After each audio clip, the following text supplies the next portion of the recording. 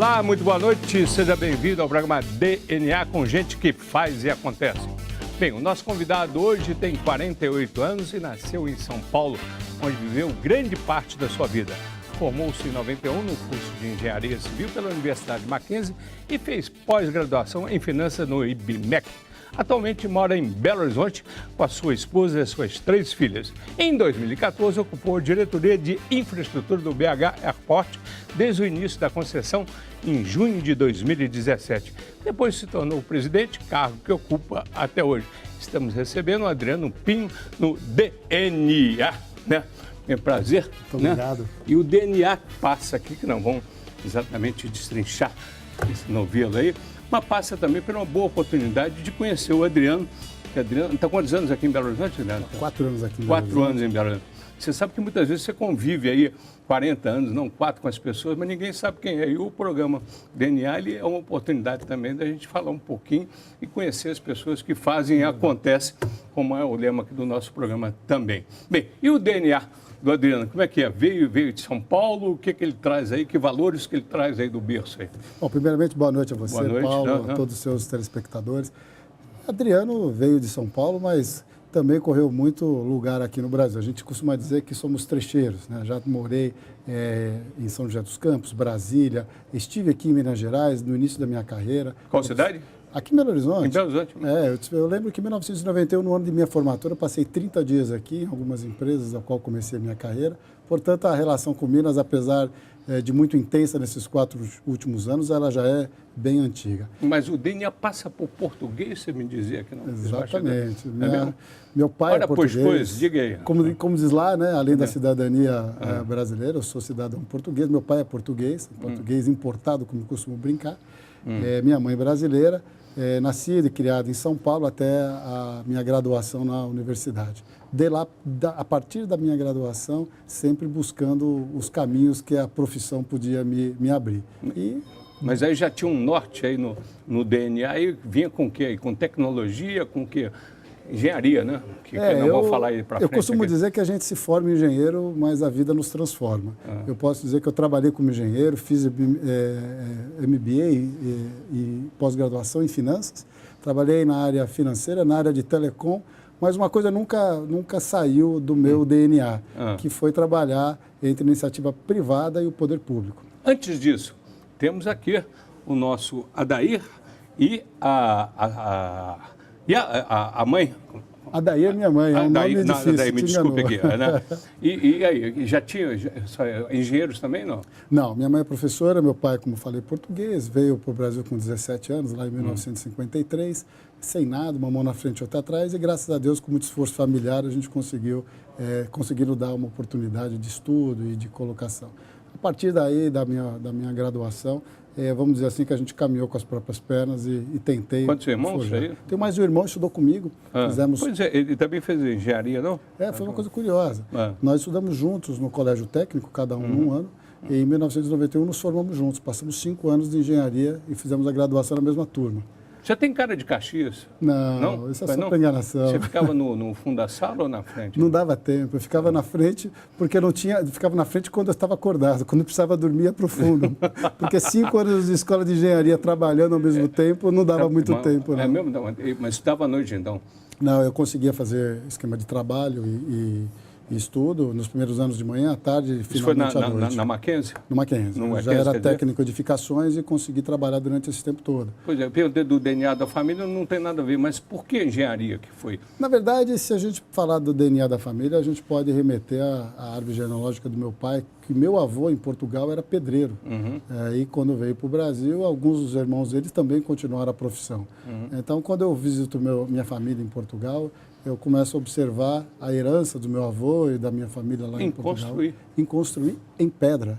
Aquelas rústicas casas em pedra. Talvez tenha sido essa a minha inspiração. Também, né? Em ladrilho. Ladrilhos portugueses, ladrilho hidráulico. E construindo exatamente o quê? Construindo a pedra péter, né? Aí a sua base, os seus valores, não é isso? Muito obrigado, exatamente. Isso aí que é o DNA, exatamente, né? Esse aí você trouxe aí valores da família? Aí, com certeza. Né? Eu acho que valores de quê? De ética, de quê? Eu acho que a gente tem que sempre pensar no outro e trilhar o nosso caminho. Meus valores são todos baseados naquilo que a gente pode deixar não só para nós mesmos, mas para a sociedade. Eu acho que todo trabalho que a gente faz, se for honesto, se for transparente, se for fidedigno do que a gente se propõe, não tem como dar errado. Boas fundações. Bacana. E BMEC? O BMEC foi uma universidade interessante, uma transição interessante na minha carreira. Foi quando eu comecei a perceber que não só a engenharia era importante, mas entender os fundamentos financeiros daquilo que a gente produzia. Tá. Abriu muito a minha cabeça e me permitiu alçar voos diferentes, não só na engenharia como forma de produto, mas o que transforma os empreendimentos e os negócios. Sempre trabalhei, como eu te falei, na área público-privada, e você conseguir fazer com que trabalhar em nome do poder público, respeitando os aspectos do mundo privado, que é de sustentabilidade e rentabilidade, era o desafio. Então, você tinha que saber muito bem como lidar com essas grandezas. E numa dessas você aterrissou em Belo Horizonte em 2014? 2014 mudei com a família. Com a família? Ah, já estava aqui antes? Que ano? 2013, final de 2013. Tá. E veio casado já? Vim casado. Já tenho com quem? Minha dona Bianca, que deve me ouvir aqui com as minhas pequenas. As quem três são elas? filhinhas. Três? Bianca é a mãe. 10 anos a Manuela, 7 anos a Luísa e 5 aninhos a Carolina. O que agregou na sua história aí? Olha, nessa sua construção aí. Né? Vamos colocar, eu tenho 20 anos de casado e 10 anos a Manuela. Então, eu pude aproveitar bastante o meu casamento inicial, 10 anos sem filhos. Agora, quando vem os filhos, a vida se transforma e os valores, eles se afloram. A gente passa a ter objetivos. Né? Muito. Adoro ficar. Tem cachorro lá também, não? Não, cachorro em apartamento eu não consigo conviver. Então, não, ou ele ou eu, né? Então não tem jeito. Vamos falar um pouquinho da trajetória que passa pelo BH Airport. Você entrou, não como presidente, como a gente falou no início, você entrou fazendo o quê, exatamente? Até agregando o quê? Antes até da existência da concessão em 2014, eu trabalhava já no Grupo CCR, um dos acionistas da BH Airport, na área de novos negócios, desenvolvimento de negócios, desde 2010 na área de aeroportos. Em 2013, eu fui o coordenador da proposta, que levou o consórcio a fazer o lance, a oferta lá na Bolsa de Valores de São Paulo. Então, meu envolvimento com o Aeroporto Internacional de Belo Horizonte e a concessão em si já começou em 2013. Ganhamos o leilão no dia 22 de novembro, lá na Bolsa de Valores. Tem uma foto minha lá no fundo, batendo martelo com a turma. E logo em dezembro já estava aqui trabalhando para os preparativos da constituição da concessionária, que foi fundada em fevereiro de 2014, e em abril de 2014 assinamos o contrato de concessão.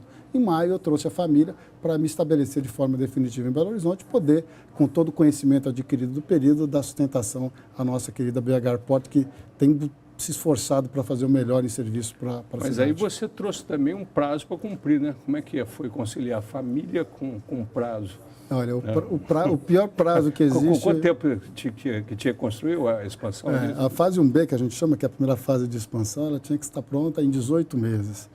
Os primeiros 18 meses eram cruciais. 6 meses de projeto e 18 meses de obra. E nós fizemos em 14 meses, até porque atrasou um pouco o começo, você deve lembrar dos problemas de licença ambiental. Eu vou dizer que se não fosse a minha família, eu não teria feito os 14 meses. Eles seguraram a barra o tempo que eu tive que dobrar, como a gente fala. Mas o resultado saiu melhor que a encomenda, não? Olha, hoje surpreendeu. A gente tem um aeroporto digno de primeiro mundo. Aí. Exatamente. A gente não gosta muito de falar de rankings e de posições. O que a gente gosta de dizer é o seguinte: a gente não para de crescer na percepção do passageiro. A cada mês, o nosso indicador de percepção de qualidade dos serviços tem aumentado. Agora, ultimamente, batemos recorde de 4,62 na pontuação. Um prêmio aí agora. Ganhamos um prêmio de aeroporto de melhor desempenho na melhoria dos serviços de 2017 por uma associação internacional. Isso inclui indiretamente Polícia Federal, Receita Federal, qualificação? Tem um manual sugerindo, vamos dizer isso, que seja bem tratado quem chega e quem vai? Sim. Passa por isso. O aeroporto, ele, como concessionário, é o grande organizador de tudo que acontece no aeroporto. Mas vamos lembrar que dentro do aeroporto existem 7 autoridades. Todas elas podem fechar o aeroporto, menos você. Você tem que trabalhar para manter ele aberto.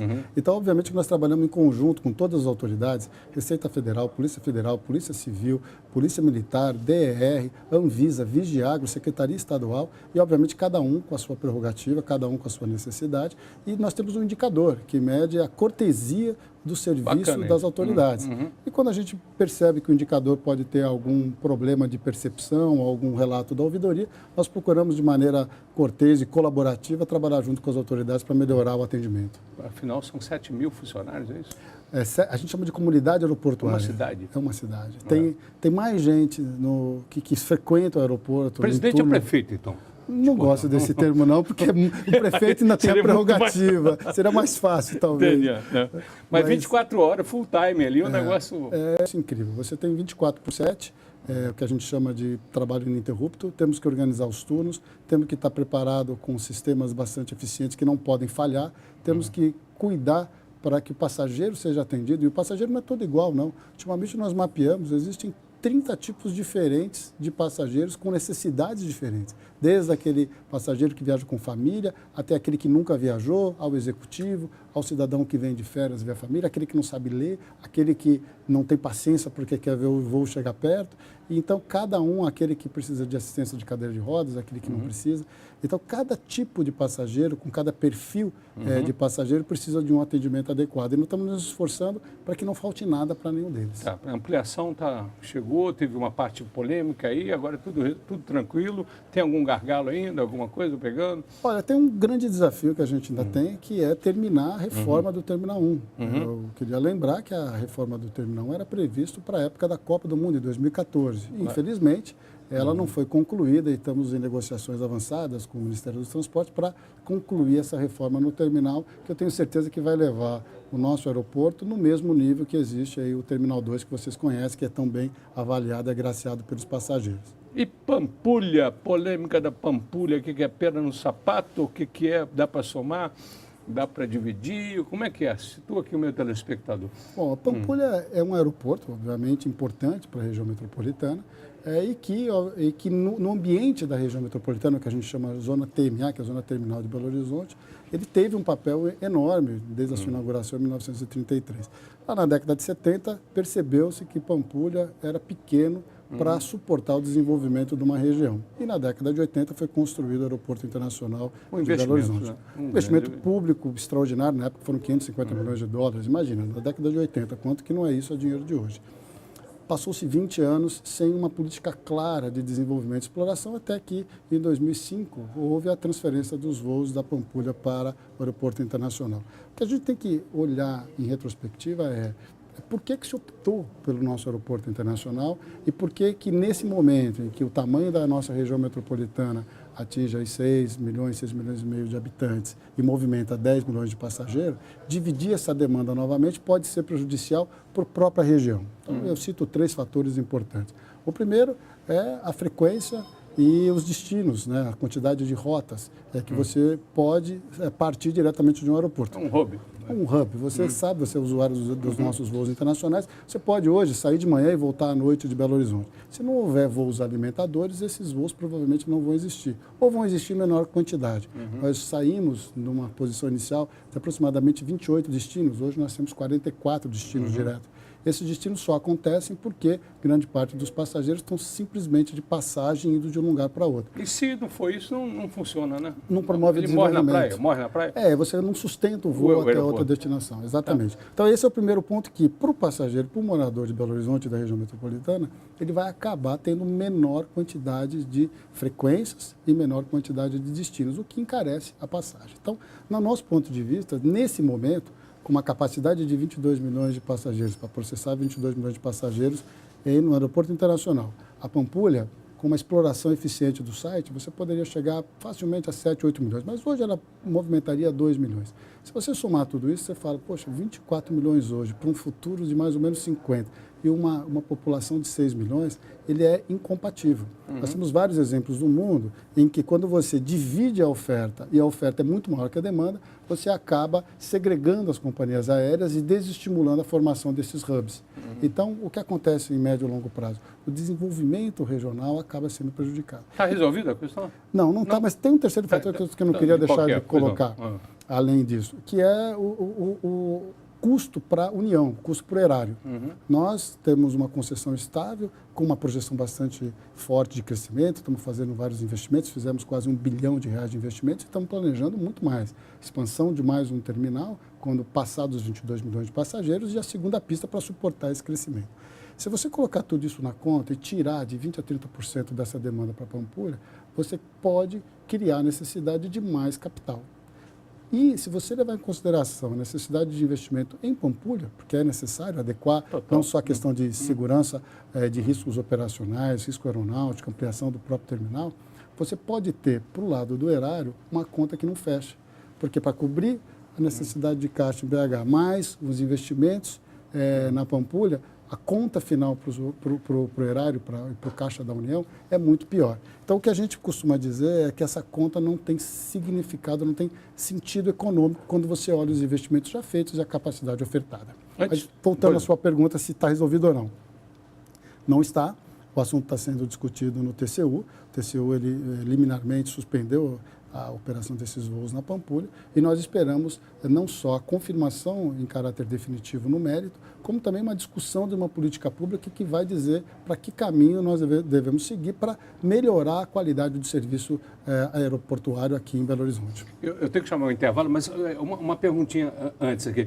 Qualquer investimento que a gente vê no exterior, existe uma parceria governo, iniciativa privada, no sentido de viabilizar. Aí eu estou me falando de mobilidade urbana aí. Não faltou, nesse contexto, exatamente um metrô até Confins? Conforme você tinha falado, é importante a questão da mobilidade urbana e da acessibilidade. A acessibilidade é um tema que muitas vezes é negligenciado quando se fala de um equipamento importante como um aeroporto. Não adianta fazer um aeroporto se ele não está ligado no tecido urbano da região metropolitana. Então, eu diria que sim, acho que há uma falta em acompanhar essa evolução de demanda com projetos de acessibilidade adequados. E não é só o metrô, não. A gente pode listar, em termos de mobilidade urbana, alguns investimentos que foram feitos que, com pequenas melhorias, eles podem melhorar muito o tempo de viagem. O próprio corredor do Antônio Carlos, a ligação do Antônio Carlos Cristiano Machado para a linha verde, a falta de vias exclusivas, a falta de sincronização do corredor expresso e também, por que não, o metrô ou outra ligação de transporte de massa. Eu queria lembrar que o Contorno Norte, que é um projeto antigo aqui da região metropolitana, tem, se não me engano, mais de 10 anos que está planejado e 20 de sonhos, ele poderia facilmente ligar o aeroporto à região, por exemplo, de Betim, em menos de 1 hora. E hoje a gente leva quase 3. Perdemos oportunidades de parceiros e clientes porque eles entendem que essa distância acaba impedindo ele de levar passageiros e carga. Então, eu acredito sim, eu acho que um ponto que você tocou não é a distância que é o problema, mas o tempo que você demora para se conectar que precisa ser atacado e desenvolvido. Eu concordo com a sua análise. Intervalo comercial, voltar já. Tá bom.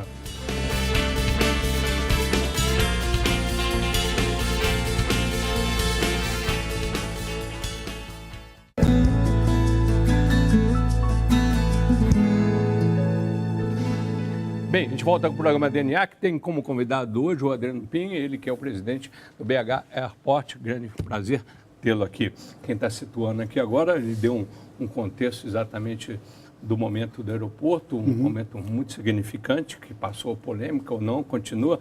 Mas vamos falar de coisa agradável aqui. Eu recebi agora da Raquel ali o mini dicionário popular da língua belo-horizontina. É um painel que vocês colocaram lá no aeroporto, é isso? É isso mesmo. Começou com uma brincadeira que abrimos no nossa rede social. Você me desculpe, é só o mineiro.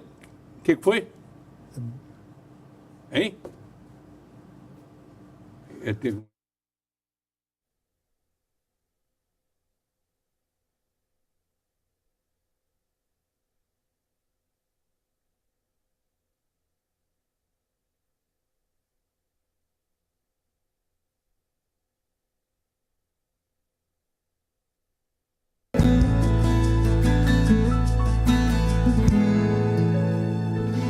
Bem, a gente volta com o programa DNA, que tem como convidado hoje o Adriano Pin, que é o presidente da BH Airport. Nós contextualizamos durante o primeiro bloco aqui há quantos anos o aeroporto no momento atual.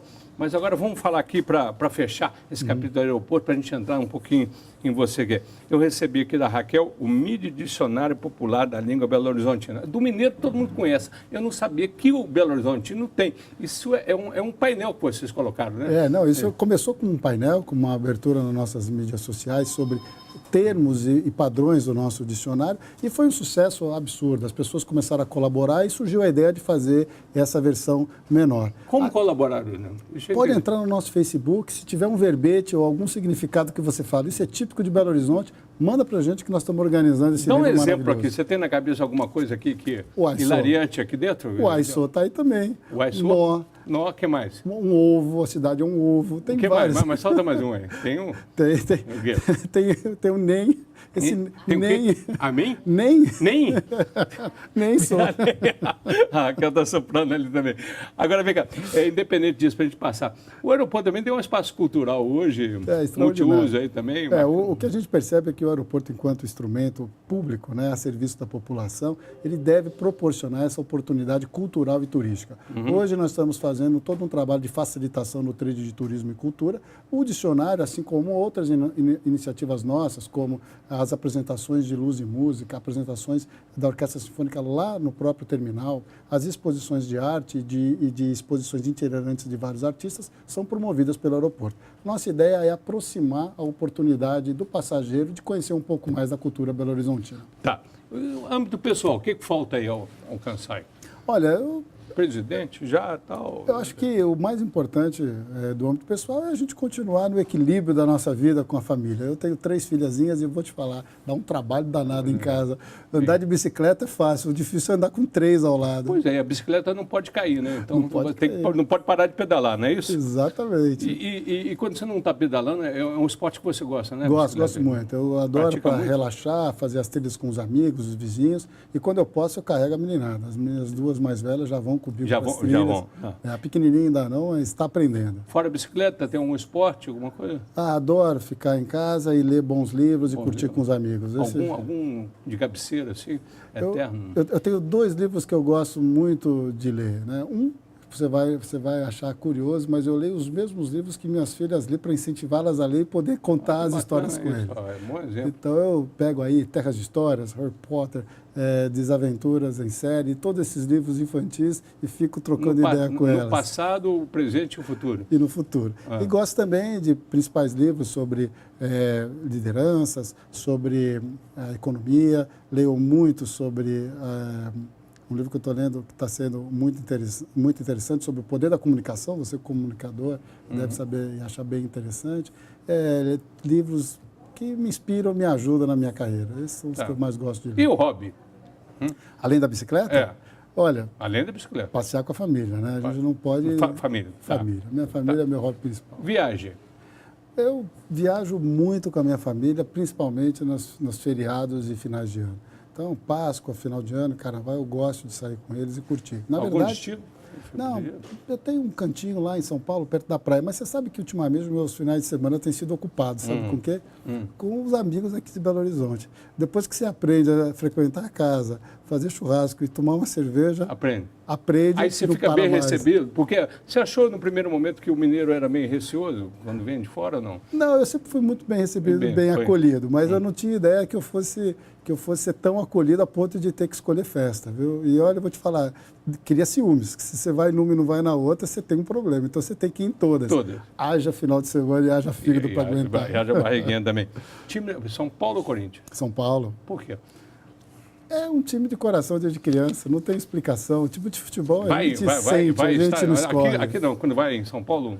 Vou, assisto. Assisto, inclusive, aqui, quando eu tenho oportunidade, já tive oportunidade de ver o Clássico no Mineirão e também tive oportunidade de ver o Clássico Cruzeiro e Atlético também no Independência. E, por incrível que pareça, os placares foram invertidos. Então, eu acho que eu estou meio pé frio aí para ver Clássico aqui em Belo Horizonte. Bem, como filho de português, o que é? O bacalhau é o prato predileto? Sem dúvida. Bom bacalhau, eu adoro. Vinzinho branco? Branco ou tinto também. É aconselhado também, não? É aconselhado, não pode faltar, na verdade. Voltaria para São Paulo? Tem vontade, no fundo? Ou não? Olha, o destino Ou já a gente... gostou aqui? Eu diria que aqui eu já tenho tudo que eu preciso para ter uma vida maravilhosa. Não tenho essa expectativa, não. Orgulho dessa trajetória sua aí? Eu acho que o mais importante não é a minha trajetória, mas o que a gente conseguiu realizar com a nossa equipe e com as pessoas que apoiaram o nosso projeto. E o projeto, na verdade, da cidade e da região. Eu acho que uma das coisas que mais me deixam satisfeitos é poder contar com o apoio da sociedade, dos empresários, dos amigos, e que percebem a importância do trabalho que a gente faz e ligam para prestigiar, para homenagear e para até criticar. Eu me sinto parte agora das necessidades da cidade e isso me deixa muito feliz. Isso seria uma qualidade sua e tem outros? Eu acho que a persistência, né? Eu acho que eu tenho como qualidade seguir, superar os desafios e obstinadamente buscar uma solução. Nem que não seja aquela que a gente idealiza, mas aquela que é possível. Acho que isso é uma qualidade importante para um projeto como esse. E o Adriano tem defeito ou não? Enguiça o carro de vez em quando? Eu só estou falando a parte boa, né? Você vai encontrar a parte ruim um monte. Tem um bichinho aí dentro. Tem cheio de gente aqui. Nós somos seres humanos, né, Paulo? Não tem como negar. Esse capetinha fica aí dentro. Fica cutucando a gente de todo lado. Né? Tem um aí que é feio, não? Essa nossa energia, às vezes, ela é muito forte, né? Então todo mundo Orar fala. e vigiar, né? Orar e vigiar. Essa eloquência toda tem seu preço, com certeza. Né? E a saudade? Alguma coisa? Infância? Eu acho que a infância é uma época boa para ter boas memórias, boas lembranças. Saudade eu tenho das pessoas que foram, só isso. Tá. Religião? Como é que é? Sou católico praticante, acompanho nos meus domingos e apoio, inclusive, alguns trabalhos sociais na igreja perto de casa. Inclusive, uma coisa curiosa, quando você vai à missa, as crianças ficam atrapalhando os pais que querem ir lá se concentrar, meditar, orar, fazer o que quiser. Aí eu falei assim, poxa vida, se tivesse um lugar para deixar as crianças, né? Aí dei ideia para o padre. O que aconteceu? Estou eu lá agora cuidando das crianças de domingo. Uma vez por mês eu tenho que ir lá cuidar dos outros. porque nos outros 3, alguém olha os meus. Engenheiro. Esse tipo de solução. Construindo o ser, né, do futuro. Exatamente. E o medo? Tem medo? Dentro tem medo? Eu acho que medo faz parte. Ele domina os nossos limites, ele nos dá um pouco de freio, né? Pode ter certeza que a gente tem medo, sim. Acho que o medo de você não ser bem interpretado, o medo de não respeitar os limites das pessoas e não respeitar os seus próprios limites é um medo que me faz presente. Tá, isso aí passa pelo seu DNA, obviamente. Sem dúvida nenhuma. E o sonho que falta realizar? Dá para viajar aí? Dá para viajar. De avião. Dá para viajar para todo lado. Cabeça. Eu diria que os sonhos são menos materiais e mais emocionais, mas eu posso ter certeza que inclui a continuidade da nossa vida, que é a nossa família. Dá. É uma pergunta que eu faço sempre, se você já cantou, qual que é ela? Pergunta, deixa para você se auto-perguntar, qual que é? Você tinha comentado comigo, essa daí é dura, qual né? Que é? Qual inscrição você quer ver em sua lápide, não é? Você já tem... O que escreveria ou deixaria em branco? Como é que é? Não, deixa para alguém escrever? Você me cantou a bola, eu fiquei pensando, mas você sabe que talvez a melhor homenagem de um homem é esperar que alguém possa escrever aquilo que mais marcou alguém ou uma sociedade. Então eu deixo para quem puder escrever, que escreva a melhor frase, porque aí pelo menos vai ser a opinião de quem sentiu e conviveu comigo e não a minha. Não precisa ser de machadinho, não. Pode ser bem escrito. Gizinho, exatamente. Bem, e para terminar aqui, quem que é esse tal de Adriano Pim? Em poucas palavras aí. Ele no espelho ali, como é que ele é? Olha, eu diria que é um profissional dedicado, obstinado aos seus objetivos profissionais, que procura perceber as pessoas que estão em volta, procura ouvir o que está sendo pedido e que está sendo percebido pelas pessoas como necessidade, e isso inclui não só no âmbito profissional, como dentro da família. É uma pessoa que olha para dentro de casa como espelho do que quer ver para o mundo. Ok. Doeu? Não, de maneira nenhuma. Acho que sai bem, né? Obrigadão, querido. Tudo de bom, Brasil. Obrigadão. Obrigado, Paulo.